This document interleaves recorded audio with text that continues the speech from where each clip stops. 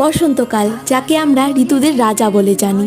কত কবির কত গান রয়েছে, কত কবিতা আছে এই বসন্তকে ঘিরে। এমনিতে এই ওয়েদার আমার একদমই ভালো লাগে না, চারদিকে রোদ, চিটচিটে ঘাম, ধুলো, কিন্তু একমাত্র হোলি আর রং খেলার জন্যই বসন্তকে ভালো লাগে। আর আজকে তো একটু বেশি ভালো লাগছে, কারণ এটাই হয়তো আমাদের বিশ্ববিদ্যালয়ের বন্ধু বান্ধবীদের সাথে কাটানো শেষ হলো। তাই আমরা সবাই চেষ্টা করব এই সমস্ত মুহূর্তকে বাক্সবন্দি করে নিয়ে যেতে, যাতে কয়েক বছর পর ছবিতে এই চেহারাগুলোকে দেখে মুখে যেন এক চিলতে আনন্দের হাসি থাকে, কোনো আক্ষেপ যেন না থাকে। যাকে ছাড়ো, অনেক সেন্টিমেন্টাল কথা হলো, এখন ফাটিয়ে মজা করতে হবে। এই দেখো, কোনো বাবাইদার আর দরকার পড়লো না, আমার বান্ধবীরাই আমাকে পরিণীতা বানিয়ে দিয়েছে। আমি তো আজকে প্রচুর ডান্স করেছি আর প্রচুর ছবিও উঠেছি। একটা ভালো ভিডিও করার চেষ্টা করেছিলাম, কিন্তু সবটা কেমন যেন ঘেটে খাওয়া হয়ে গেল। সকাল থেকে আবির মাখা অবস্থায় আছি, তাই মাথাটাও ব্যথা করছিল। আর যেভাবে চারদিকে বাদুরের রং খেলা শুরু হচ্ছিল, এখানে আর বেশিক্ষণ থাকা যাবে না। দেখো, রং টং তোলার পর আমার মুখটা কেমন লাগছে। তো যাই হোক, আমার মুখটা যদি ভালো লাগে তাহলে ভিডিওটি লাইক করে দিও আর চ্যানেলটি সাবস্ক্রাইব করে দিও। বাই।